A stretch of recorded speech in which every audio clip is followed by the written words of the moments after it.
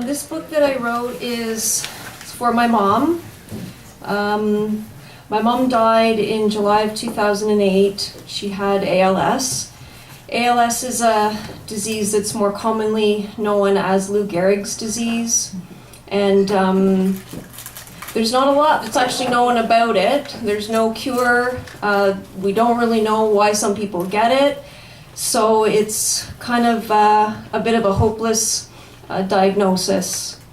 Anyways, after my mom died, I had this idea that I would write a book. And I thought the book would be maybe a fictional novel or something, and it was going to be about ALS. And I thought that it would be very, very successful, and millions of copies would sell, and all of the money would be donated to the ALS Society, and a cure would be found as a result of that. So anyways, now 4.5 years later, I have my book, and it's called A Spirit's Journey, and it happens to be a book of poetry, which is kind of amazing to me because when I came up with the idea of writing a book, I had never written a single poem, so it never crossed my mind that this would be a book of poetry.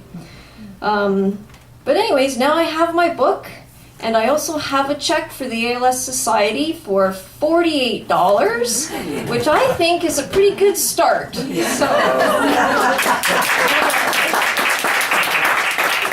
by the way, her books are only $10. So I thought I would read 3 poems from my book because when I put them together, I kind of had it organized into 3 different groups in my mind anyways, kind of before my mom died and after she died, and then the last group of poems is really about how I see her spirit in nature. So the first poem is called Superwoman. How does she juggle the impossible without letting a single ball drop, without breaking a sweat, no shift in her feet, even when the earth quakes and her mind aches with why? Why the plan she trusted in with undying faith has gone up in flames that leave a heart choked dry. Steady smiling eyes never lose sight of the rise and fall of each goodbye. Tears grace the trembling ground, even Superwoman has to cry.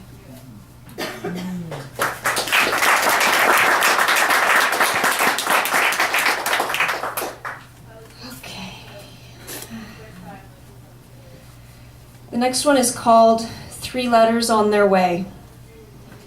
One day 3 letters walked down the street, nothing better to do but look for havoc to wreak. I was minding my own business, doing my own thing, but I guess those letters didn't like the way my heart could sing.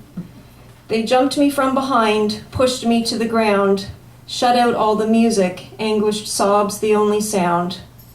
They spit on me, laughed at me, ground me in the dirt. All the tears on this great earth couldn't wash away the hurt.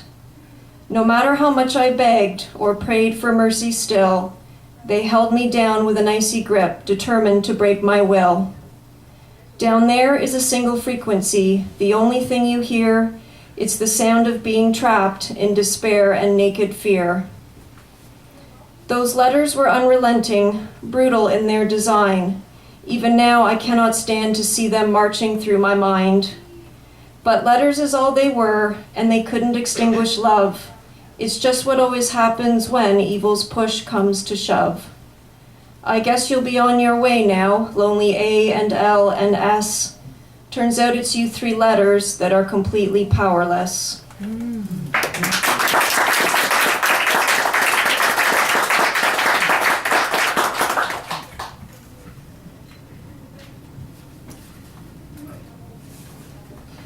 Okay, the last one is called Little Bird.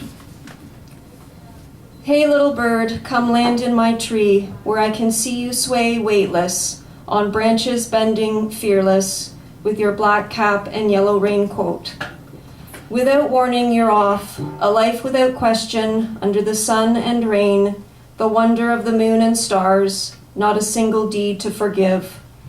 When you grow old, little bird, your feathers turning gray, your way remaining sure, I'll see you in the branches of my sweeping birch tree.